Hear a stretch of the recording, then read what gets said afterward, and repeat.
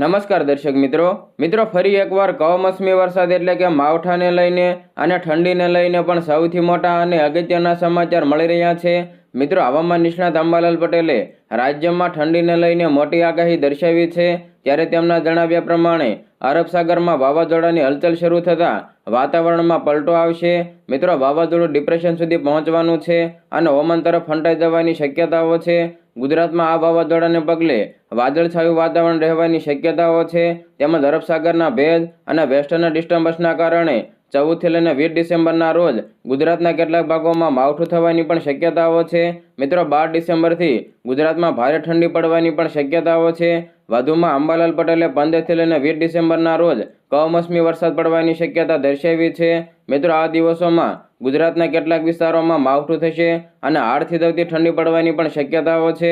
મિત્રો, 12 ડિસેમ્બર પછી ગુજરાતમાં લો પ્રેશર સિસ્ટમ વધુ મજબૂત બનશે, જેને લીધે ગુજરાતમાં કમોસમી વરસાદ પડી શકે છે। મિત્રો, સૌરાષ્ટ્રના દરિયા કિનારાના વિસ્તાર અને દક્ષિણ ગુજરાતમાં પણ કમોસમી વરસાદ પડવાની શક્યતા રહેલી છે।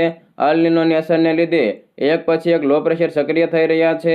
તેમજ 12 અને 13 ડિસેમ્બરના રોજ કાતિલ ઠંડીની પણ આગાહી કરવામાં આવી છે। વધુમાં દેશભરમાં વધી રહેલી ઠંડી બાદ હવામાનનો મિજાજ બદલાવા લાગ્યો છે।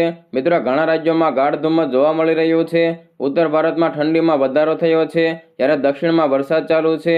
મિત્રો, હવામાન ખાતાના જણાવ્યા પ્રમાણે તમિલનાડુના વિસ્તારો, કેરળ, લક્ષદ્વીપ, કર્ણાટકમાં વરસાદ થવાની સંભાવનાઓ છે।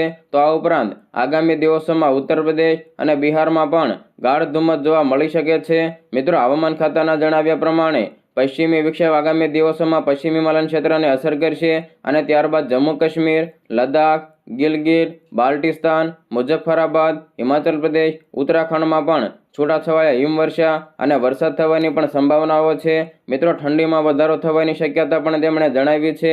વધુમાં સ્કાયમેટ વેધરના જણાવ્યા પ્રમાણે આગામી 24 કલાકમાં તમિલનાડુ, કેરળ, લક્ષદ્વીપમાં કેટલીક જગ્યાએ કમોસમી વરસાદ થવાની સંભાવનાઓ છે।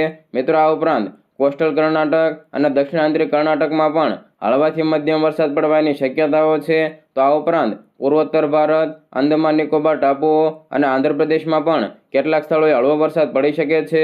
મિત્રો, પૂર્વીય ઉત્તર પ્રદેશ, બિહાર અને ઉત્તર પૂર્વ ભારતમાં પણ મધ્યમથી ગાઢ ધુમ્મસ જોવા મળી શકે છે।